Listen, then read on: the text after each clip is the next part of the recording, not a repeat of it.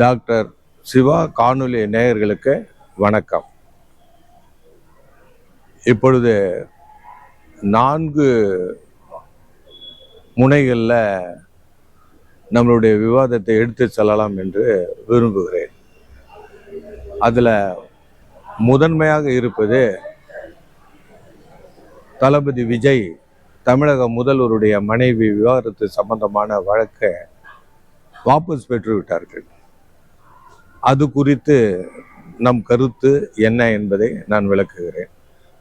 அடுத்து பட்ஜெட்டு 5ஆம் தேதி 6ஆம் தேதி பட்ஜெட்டு, சாதாரண பட்ஜெட் ஒன்று, இன்னொன்று வேளாண் பட்ஜெட் ஒன்று, 2 முடிஞ்சது. அதாவது அது பட்ஜெட்டுங்கிறதுலே அது அடங்கிடுச்சு. அப்புறம் மேகதாது விவகாரம் சட்டமன்றத்திலையும் மயிர் கூச்செறியும் விவாதம் நடந்தது அப்படின்னு சொல்லலாம். அப்புறம் 4வது என்ன அப்படின்னா, 3வது மேகதாதுக்கு அடுத்தது 4வது டீலிமிட்டேஷன், நாடாளுமன்ற தொகுதி மறு வரையறை, டீலிமிட்டேஷன் அப்படிங்கிறது. இந்த 4 குறித்து நம்ம விவாதிப்போம், அது பற்றி கருத்துக்களை கூறுவோம் இந்த காணொலியில்.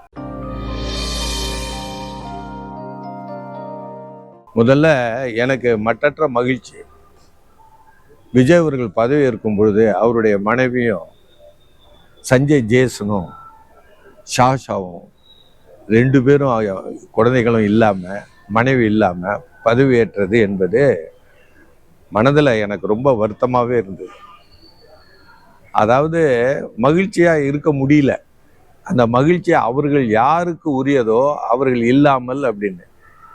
ஏன்னா சங்கீதா அவர்கள் ரசிகையாக இருந்து அவரை பார்க்க அந்த இடத்தில் சந்திரசேகர், சோபா அவர்கள் தேர்வு செய்து அவரிடம் ஒப்புதல் பெற்று அந்த திருமணம் நடத்தப்பட்டது.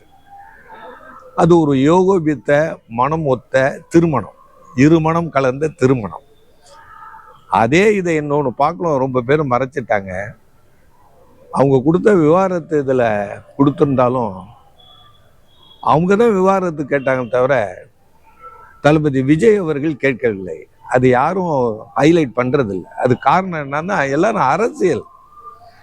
எப்படி அப்படின்னா, தனக்கு 2 கண்ணு போனாலும் எதிரிக்கு 1 கண்ணு போகணும் அப்படிங்கிற நோக்கத்தில் தான் அரசியல் செய்தாங்க. அதை 2 கட்டி அடித்தாங்க. அது மட்டும் இல்லை, இந்த 26 தேர்தலில் மறைமுகமாக இப்போ நீங்கள் கூட பார்க்கலாம், காணொலியில் வாட்ஸ்அப்பில் எல்லாத்துலேயும் கண்டவனை போட்டு நான் மனைவியுடன் இன்றும் வாழ்கிறேன், என் குழந்தைகளுடன் இன்னும் இருக்கிறேன், ஏதோ பெரிய இமாலய சாதனை மாதிரி சொல்கிறது. சேர்ந்து இருக்கணும் என்பது தமிழர் பண்பாடு, அதில் 2வது கருத்து கிடையாது. ஆனால் இதை சொல்லக்கூட நோக்கம் என்னன்னு பார்த்தா, அந்த மோட்டிவ் ரொம்ப அயோக்கியத்தனமான மோட்டிவ். அதனால கடைசி வரையிலும் விவாகரத்துக்கு ஒப்புதல் கொடுக்காமல் இருந்த ஒரு பெருமை விஜய் சாரும். அதுதான் இங்கே முக்கியமான. அதை யாரும் சொல்ல, அவர் கேட்கவே இல்லை, கம்முன்னு இருந்தார். அதில் கூட அந்த சட்ட வல்லுநர்கள் என்ன சொல்கிறாங்க அப்படின்னா, அந்த அம்மா கொடுத்த அந்த விவகாரத்தில் என்ன காரணம் அப்படின்னா வேற ஒன்றும் இல்லை. சில நடிகையே பேர் சொல்ல விரும்பல, அவங்க ஃபோட்டோவோட போட்டதை இவர் மறுக்கலை, அதை எடுக்க சொல்லலை, எதிர்ப்பு தெரிவிக்கலை அப்படின்ற குற்றச்சாட்டை சொல்கிறாங்க. அது பொதுவாக சினி ஃபீல்டில் பல ரசிகர் இருப்பாங்க, ஹீரோயினாக நடித்தவங்கெல்லாம் இருப்பாங்க, போட்டால் அதை போய் தடுக்க முடியாது. அது உரிமை, அவங்களுடைய ப்ரிவிலேஜ். ஃபோட்டோவில் நடித்து போட்டதெல்லாம் போட்டு அது ஒன்று தான் அவங்க சொன்னாங்க. இதில் முத்தாய்ப்பை நான் என்ன திரும்ப சொன்னேன், கொலையும் செய்வால் பத்தினின்னு உண்டு பழமொழி உண்டு தமிழில். அப்படின்னா அன்பின் மிகுதியால் வர்றது இது. இந்த சண்டை சங்கீதா ரொம்ப அதிகமாக அவரை நேசித்ததுனால, அவரை தன்னை சொந்தமான ஒரு 100க்கு 100 விஜய் என்பவர் எனக்கு சொந்தம், அதில் 1 இன்ச்சு கூட கடு கூட மற்றவங்களை பங்கு போட அனுமதிக்க முடியாது என்ற கொள்கையினுடைய அன்பினுடைய உச்சகட்டத்தில் போய் தான் விவாதத்துக்கு அவங்க போனாங்க. என்னுடைய பேராசிரியர் இந்த கிளியோ இதில் ஒத்தல்லோலாம் பற்றி சொல்லும்போது, டெஸ்டமோனா ஒத்தல்லோங்கும் போது அவள் இன்னசென்ட், ஆனால் அவளை கொலை பண்ணிவிடுவான் ஒத்தல்லோ. அப்போ இவர் என்ன விளக்கம் சொல்லுவார் வேடிக்கை அப்படின்னா, என்ன சொன்னோன்னா, he was murdered because of his too much love towards Desdemona அப்படின்னு. அன்பின் மீது அதிகமாக மேய்ச்சதுனால அந்த கட்சி மேல சந்தேகப்பட்டு அவளை கொலை பண்ணிடுறான். ஏதோ மற்றவனோட தொடர்பு இருப்பது போல பண்ணிட்டான். அது உண்மை அல்ல. ஆனா இது அன்பின் வெளிப்பாடு என்று அந்த ஒத்தலோ டிராமாவில் ஷேக்ஸ்பியர் உலக புகழ் வாய்ந்த ஷேக்ஸ்பியரில் அந்த ஹீரோயினை அந்த ஹீரோ கொலை பண்ணிடுறான் ஒத்தல்லோ அப்படிங்கிறத சொல்லுவாங்க. அது போல தான் இங்கே வந்து சங்கீதா வந்து ரொம்ப விரும்புனா அன்பு வச்சா அதனுடைய வெளிப்பாடு தான் வந்தது. அது வந்து விட்ரா வாங்கிட்டாங்க. அதனால சுபம் முடிந்து விட்டது. ரொம்ப மகிழ்ச்சி அப்படிங்கிறத சொல்லி அதை முடித்து கொண்டு அடுத்தது வந்து பட்ஜெட்டு வந்து 5ஆம் தேதி பட்ஜெட்டு, 6ஆம் தேதி அக்ரிகல்ச்சர். இதில் வந்து ரொம்ப பேர் வந்து குறை சொன்னாங்க. நான் என்ன நினைப்பேன், ஒரு எக்கானமிஸ்ட்டு எக்கனாமிக் ப்ரொஃபஸருங்கிற முறையில் ஒரு ஸ்டேட்டஸ் கோன்னு சொல்லுவேன். ஸ்டேட்டஸ் கோ பட்ஜெட் அப்படிங்கிற இருக்கிற நிலைமை சரி செய்து அதில் பொருளாதாரத்தை மேற்கொண்டு எடுத்துகிட்டு போகிறதுங்கிறது ஒரு திறமை. ஏன்னா திடீர்னு ஒரு வாரில் இடிபாடுகளுக்கு இடையில் ஒரு வீடு வந்து டிலேபிடேட்டட் கண்டிஷனில் இருக்கும்போது அதை சீர் செய்து கடைசியாக வெள்ளடிப்பாங்க. அதுக்கு முன்னாடி என்னென்ன அப்படின்னா பாத்ரூம் இருக்கா, ஹால் இருக்கா, கிச்சன் இருக்கா, பெட்ரூம் இருக்கா, ரீடிங் ரூம் இருக்கா, இதெல்லாம் வந்து வரவேற்பு வெயிட்டிங் ரூம் இருக்கா, கார் வைக்கிறது இருக்கா, எல்லாத்தையும் பார்ப்பாங்க. அதை சரி பண்ணணும். இப்போ என்ன ஆயிடுச்சு, 10 லட்சம் கோடி கடன் வந்துடுச்சு. கிட்டத்தட்ட ஒரு வட்டியே வந்து ஏகப்பட்டது கட்ட வேண்டியிருக்கு அப்படிங்கிறதெல்லாம் நம்ம பார்த்தோம். இதை பற்றி எல்லாரும் அக்கு வேறு ஆணி வேற பேசிட்டாங்க. அது மட்டும் இல்லை, 1952க்கு பிறகு, அதாவது 2021 வரையிலும் 4.5 லட்சம் 5 லட்சம் கோடிக்கு மேலே கடன் கிடையாது தமிழகத்தில். ஆனால் 21ல் ஸ்டாலின் அவர்கள் முதல்வராக பதவியேற்று இப்போ 26க்குள்ள 5 லட்சம் 100% 100 மடங்கு ஆயிட்டார். அப்படிங்கும் போது என்ன ஆயிடுச்சு, அங்கே பிடிஆர்லாம் நிதி அமைச்சராக இருக்கும்போது 5 லட்சம் கோடி இருந்தது 10 லட்சம் ஆயிடுச்சு. இப்போ என்ன ஆயிடுச்சு, அது மட்டும் இல்லை, அதில் வந்து 2 பார்க்க வேண்டியங்க, டிரான்ஸ்போர்ட்டும் எலக்ட்ரிசிட்டி, இதை சேர்த்தா 3 லட்சம் கோடி வருது. அப்போ கேட்டால் 13 லட்சம் கோடி. அதை யாரும் சொல்ல, ரொம்ப பேர் என்ன பண்ணுறதுன்னா 10 லட்சம் கோடி 10 லட்சம், மொத்தம் 13 லட்சம் கோடி கடன் இருக்கு. வட்டி கொடுக்க வேண்டியிருக்கு, வட்டி கொடுக்கறதுக்கே கடன் வாங்கி கொடுக்க வேண்டியிருக்கு. அப்படிங்கும் போது என்ன, இதில் டாஸ்மேக்கை ஒழிக்கணும் அப்படின்னு சொல்லும் போது இது நடைமுறை சிக்கல் உள்ள போன பிறகுதான் நமக்கு தெரியும். வீடு வாங்குறோம், வீடு வெளியில நல்லா இருக்கு, உள்ள போய் பார்த்தா வீடு சோறெல்லாம் கீரல் விட்டுருக்கு, சாக்கடை வெளியில போல உள்ளே இருக்கு, சமையல் பண்ணா கப்பு வாடை அடிக்குது, இப்படியெல்லாம் இருக்கிற மாதிரி என்னன்னு உள்ள பூந்ததும் பார்த்தீங்கன்னா இது கலசந்தி பொருளாதாரமா இருக்கிறத அவங்க பார்க்குறாங்க. ஏன்னா வரவுக்கு மேலே செலவுனாவே அது முடிஞ்சு போச்சு. அது வந்து என்ன சொல்கிறோம், இன்னும் சொல்ல போனால் எக்கனாமிக்ஸில் அது வந்து டெட்டு ட்ராப்புங்கிறது, எலி வச்சு பிடிக்கிற மாதிரி கடன் பொறியில் சிக்கிற லெவலுக்கு வந்துடுச்சு. ஆனால் நம்ம சொல்லிக்கலாம் என்ன அப்படின்னா, இந்த ஃபிஸ்கல் ரெஸ்பான்சிபிலிட்டி அண்டு பட்ஜெட் மேனேஜ்மெண்ட்டுன்னு 2003 கொண்டு வந்ததுபடி நம்ம வந்து ஜிடிபியில் உள்ள பர்சன்டேஜ் சொன்னப்பட்ட அளவுக்கு கடன் வாங்கலை அப்படின்னு. நான் என்ன நினைக்கிறேன், நமக்கு என்ன கெப்பாசிட்டி இருக்கோ அதுக்கு தான் கடன் வாங்கலாம். இப்போ எனக்கு ஒரு வந்து என்ன 1 கோடி எல்லாம் நான் கடன் தர்றேன் அப்படின்னா நான் வந்து எவ்வளோ வட்டி கட்டணும், எவ்வளோ முதல் கட்டணும், எத்தனை வருஷம் இருக்கும் அந்த வீட்டுக்கு அப்படிங்கிறதெல்லாம் நான் யோசிக்கணும். அப்போ வந்து எனக்கு மருத்துவ செலவு இருக்கும், பல செலவு இருக்கும், நல்லது கெட்டதெல்லாம் இருக்கும். அப்போ வந்து என்ன ஆயிடுதுன்னா, வாங்குறதுக்கு அளவுக்கு உள்ள வாங்கினேன்னு சாமர்த்தியமாக பேசுறதுங்கிறது திறமை கிடையாது. நமக்கு என்ன கெப்பாசிட்டின்னு, இப்போ எக்கனாமிக்ஸில் கீன்ஸ் சொல்லுவான், எது டிமாண்ட் அப்படின்னா விருப்பம் மட்டும் இருந்தால் போறாது, வாங்கும் திறனும் இருக்கணும். அது propensity to consumer ability to Pema. இல்லைன்னா ஆண்டி மடம் கட்டினதும், ஆண்டி பிரமாதம் அரண்மனைன்னு பார்க்கலாம், மாட மாளிகை கூட கோபுரம்லாம் சொல்லலாம். ஆனால் அவனுக்கு வந்து பணம் கிடையாது. அதே டாட்டாவோ பிர்லாவோ முந்திராவோ அம்பானியோ அதானியோ நினைச்சா உடனே கட்டிட முடியும். ஏன்னா விருப்பம் இருக்கும், அந்த திறனும் உண்டு. அதனால இங்கே வந்து எப்படின்னா பட்ஜெட்டில் கடன் வாங்கணும்னா வாங்கலாம், அதை பற்றி இல்லை. அப்போ வந்து நான் அதை தான் இன்னொன்று அதில் வந்து பிடிஆர் சொன்னதை நான் அடிக்கடி சொல்லியிருக்கேன், வாங்குறதுல ஒழுங்காக வந்து நீ முதலீடு பண்ணியானா பண்ணலை, அதான் இங்கே பிரச்சனை. வாங்கிட்டு வான வேடிக்கை விட்டு ஏஆர் ஷோன்னு 40 கோடி கொடுத்து விட்டு கூவத்தில் கொண்டு விட்டு கொட்டி, இதெல்லாம் என்னன்னா முதலீடு செய்தால் அதிலிருந்து வருமானம் வர வேண்டும். அந்த வருமானம் எதுக்குன்னா வட்டி கட்டுறதுக்குனாச்சும் இருக்கணும். கடனை உடனே வாங்கி உடம்பை தேத்திக்க, கடன்காரன் வந்தா உடம்ப காட்டு அப்படிங்கிற கதை தான் டிஎம்கேல 5 வருஷம் நடந்துடுச்சு. அதனால கடன் வாங்குறத யாரும் சொல்ல மாட்டாங்க. வளர்ச்சிக்கு அவசியம் வேணும் தான், கடன் இல்லாமல் எந்த அரசாங்கமும் கிடையாது. ஆனா அவனுக்கு அதிகமா இருக்கு, இவனுக்கு அதிகமா இருக்கு, அப்படி எல்லாம் அவங்கெல்லாம் வாங்கினானா அதுவெல்லாம் முக்கியம். உன்னிட்ட கார் இருக்கான்னா கார் இருக்கு இல்லைன்னு தான் சொல்லணும். பக்கத்து வீட்டுக்காரன்கிட்ட கார் இருக்குன்னு சொல்றதுங்கிறது பேச்சு திறமை கிடையாது. அது இயலாமை, போதாமை, பற்றாமை அப்படின்னு. அதனால இந்த பொருளாதாரம் சரியா இல்லாதனால 5ஆம் தேதி கொண்டு வந்து இருக்கிறத செய்திருக்கிறாங்க. சொன்னதெல்லாம் செய்யலையே சொல்லலைன்னா ஒரு 60 நாள், 70 நாள், 90 நாள், 3 மாசம் ஆகுது. அதுக்குள்ள நீ வந்து இந்த அடியேன்னு சொல்றதுக்கு பொண்டாட்டிலையா வளகாப்பு எப்பங்கிறது, இதெல்லாம் எப்படி தெரியுமா? இது அயோக்கியத்தனமான இது, பேசவே கூடாது. இந்த பொருளாதாரத்தை என்னை பொறுத்த வரைக்கும் இந்த 5 வருஷமே வேணும். ஒரு பீரியடே, ஃபுல் பீரியடே விஜய்க்கு வேணும் என்பது என்னுடைய கருத்து. ஏன்னு கேட்டிங்கன்னா, அக்ரிகல்ச்சர்ல பார்க்க வேண்டியிருக்கு, இண்டஸ்ட்ரியில பார்க்க வேண்டியிருக்கு, சேவைத்துறையில் பார்க்க வேண்டியிருக்கு, ஏற்றுமதி இறக்குமதியில் பார்க்க வேண்டியிருக்கு.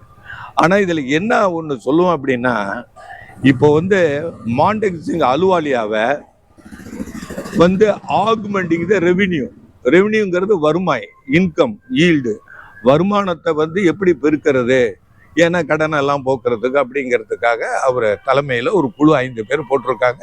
மிக சிறப்பாக நம்ம பாராட்டுறோம். அதே போல் பட்ஜெட்டை ப்ரிப்பேர் பண்ணுறது, பொருளாதாரத்தை நிர்வகிக்கிறது அப்படிங்கிறது திட்டக்குழு அமைக்கணும். திட்டக்குழு வந்து நிச்சயம் முக்கியமானது. அது heart and soul of economy. அதுதான் வந்து நேரு வச்சிருந்தாரு. அது 13, 14வது திட்டம் வரல வந்தது. அதனால அது ஒன்று. அடுத்தது வந்து பட்ஜெட் இப்போ வந்து என்னன்னா எல்லாருக்கும் வாய்ப்பு கொடுத்துருவோம், எல்லா ஜாதிக்காரங்களும் கொடுக்கும். அதெல்லாம் பாராட்ட வேண்டியது தான். அது மாதிரி பெண்களுக்கெல்லாம் நல்லா கொடுத்துருக்கிறாரு, அமைச்சராக கொடுத்துருக்காரு, கீர்த்தனா போன்றவங்களாம் வந்திருக்கிறாங்க. விஜய் வந்து பாராட்டணும். ஜாதி இல்லை, மதம் இல்லை, இனம் இல்லை, மொழி இல்லை, கொள்கை உண்டு, கோஷம் உண்டுன்னு சொல்லி அவர் வந்து இந்த திட்டத்தை எல்லாம் எப்படி அப்படின்னா எல்லாருக்கும் கொடுக்கணுங்கிற ஒரு நோக்கத்தை நிறைவேற்றிருக்காரு. பிறப்புக்கும் எல்லா உயிருக்கும் சிறப்போவா செய்தொழில் வேற்றுமைனா பிறப்புக்கும் எல்லா உயிருக்குங்கிற மாதிரி, ஜாதி இல்லைங்கிற மாதிரி, மதம் இல்லைன்னு.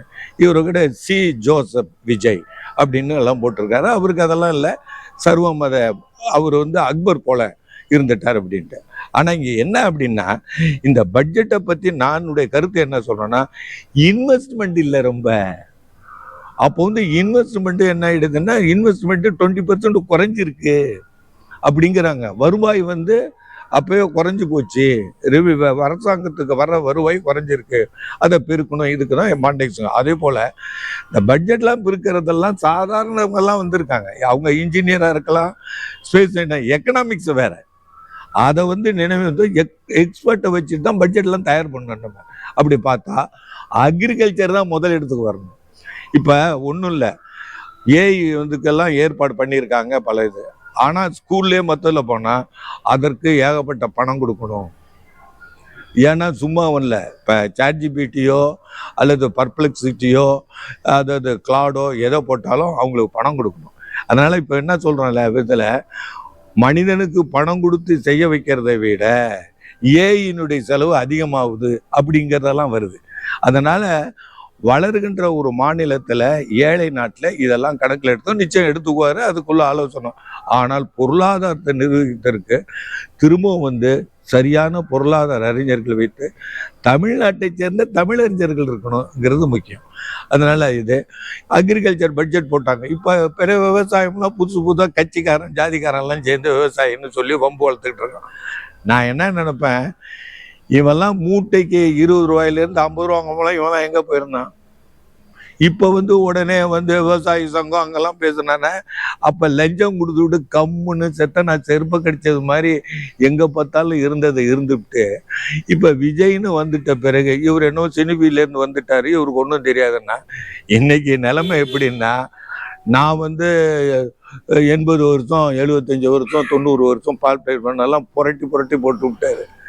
40 வருஷம் தாங்களே காண. திமுக அண்ணா தெய்வம் கம்ப்ளீட்டாக ஓரங்கட்டி ஒன்றும் இல்லாத வெறும் ஆட்கள், வெறுமையான ஆட்கள்ங்கன்னு காட்டிவிட்டார். பேசவும் தெரியல அவங்களுக்கு, இஷ்யூ பண்ணவும் தெரியல. அடுத்த கடைசியாக என்ன நான் சொல்ல வர்றேன் அப்படின்னா டீலிமிட்டேஷன். இந்த டீலிமிட்டேஷனு மேகதாதுவை பற்றி சொல்லிட்டாங்க. என்னன்னா அது மைய அரசு தான் தலையிட்டு செய்யணும். அதில் ஒரு முக்கியமான ஒன்று என்ன சொன்னார் அப்படின்னா 1924 உள்ளதை 1974 கலைஞர் அவர்கள் கோட்டை விட்டாரு. அது மட்டும் இல்லை, எம்ஜிஆர் இருக்கும்போது அவர் என்ன பண்ணியிருக்காரு அப்படின்னா 309 டிஎம்சிக்கு கையெழுத்து போடுறத வேண்டாம்னு சொல்லிவிட்டு இவர் 173 டிஎம்சிக்கு கையெழுத்து போட்டார் கலைஞர். அதனால இன்னைக்கு வறண்டு இருப்பதற்கு தமிழக ஆறுகள்லாம் இருப்பதற்கு காரணம் வந்து திமுக தான், கலைஞர் தான் அப்படிங்கிற ஒரு குற்றச்சாட்டை வச்சிருக்காரு. மேகதாதுங்கிறது அந்த பாலத்தை கட்டக்கூடாது, அந்த டேமை கட்டக்கூடாது என்பது சௌமியா அன்புமணி அவர்கள் மிக தெளிவாக சொல்லியிருக்காங்க. அரசாங்க கணக்கில் எடுத்துக்கிட்டாங்க. டீலிமிட்டேஷனை பொறுத்த வரைக்கும் என்னன்னா முந்திக்கிட்டுங்க வச்சுட்டாங்க. ஏன்னா இதில் அதிமுகவும் திமுகவும் கூட்டணியாக இருக்கிறாங்க. இது தெரிஞ்சு போச்சு. அவங்க தான் பாய்காட் பண்ணாங்க. இப்போ பாச்சதம் போன்ற வந்திருக்கிறார். அவரெல்லாம் பச்சை தமிழன். அதனால கர்நாடகத்தில் உள்ளவனும் நம்மள தான் ஆளுங்க இருக்கிறாங்க. அதனால இது ஒரு எதிரியாக அணுகாமல் உடனே சர்வ கட்சி கூட்டம் போடுன்னு கடந்த 5 வருஷம் இருந்தீங்களே, என்ன பண்ணீங்க? எதுவுமே இல்லை. எல்லா பிரச்சனையும் வச்சுட்டு அதை பேசிக்கிட்டே காலத்தை ஓட்டுறது. அது சொல்லுவாங்க, every budget is a new copy of the old plan அப்படின்னு. அது மாதிரி புதுசாக திரும்ப இந்த காவேரிங்கிறது அது ஒரு கிட்டத்தட்ட 1924 அந்த பிரச்சனை இருந்துகிட்டு இருக்கு. அதனால இவரை பொறுத்த வரைக்கும் மத்திய அரசுகிட்ட சேர்த்து இப்போ என்ன ஆயிடுச்சு, மேகதாதுவை பற்றி அந்த பாலம் கட்டுறதுக்கு, அந்த டேமு கட்டுறதுக்கு, அந்த மேட்டூர் போல ஒரு டேமை கட்டுறதுக்கு அதை அப்ரூவல் பண்ணாமல் திருப்பி அனுப்பிட்டாங்க. ஆனால் காங்கிரஸ் ஆட்சி தான், டிகே சிவகுமாரும் காங்கிரஸ் தான், அதோட கூட்டணி இருக்கிறதா இவரு. அதனால பேசாம செய்யல. எப்படி தன்னுடைய மன வாழ்க்கையில் வெற்றி பெற்றாரோ விஜய், இன்று வெற்றி கொண்டாடுகிறாரோ, அந்த குடும்பத்தை இணைக்கப்பட்டதோ, அதுபோல அவருடைய அருமையான மகன் சஞ்சய் ஜேசன் அவர்கள் அருமையான பேட்டி கொடுத்தார். அதனால ஒரு அருமையான எல்லாத்திலையும் வெற்றி பெற்று வந்துருக்கிற இவர் இந்த டீலிமிட்டேஷனாக இருக்கட்டும், மேகதாதுவாக இருக்கட்டும், பட்ஜெட்டாக இருக்கட்டும், குடும்ப வாழ்க்கையில் சங்கீதா பிரச்சனை எல்லாத்திலையும் வெற்றி வாகை சொல்லி, அதனால தான் எல்லாத்தையும் 8 திசைகளையும் வெற்றி என்று சொல்லி அவர் நாளைய தமிழகத்தில் ஒப்பாரும் மிக்காரும் இல்லாத ஒரு முதல்வராக ஏந்திருக்கிறார் என்பதை நிரூபிப்பார். ஏன்னு கேட்டால் 35% அவர் ஓட்டு வாங்கியிருக்காரு அப்படின்னா பர்சன்டேஜ் எம்ஜிஆரை தாண்டி வாங்கியிருக்காரு அப்படிங்கிறதே அவர் ஒரு சாதனை, உலக மகா சாதனை. 2 வருஷம் முடிஞ்சு 2.5வது வருஷத்தில் அவர் சீஃப் மினிஸ்டர் வந்துட்டார். அதனால இந்த மக்களுடைய நாடி துடிப்பு தெரியாத அரசியல் முட்டி மோதி கொண்டு இருக்கிறார்கள். இவர் மேல் நோக்கி பயணம் செய்கிறார்கள். இவர் வெற்றி வாயை சொல்லி இருக்கிறார்கள். இவர் எடுத்த காரியம் யாவிலும் வெற்றி அடைந்திருக்கிறார் என்று கூறி விடைபெறுகிறார்.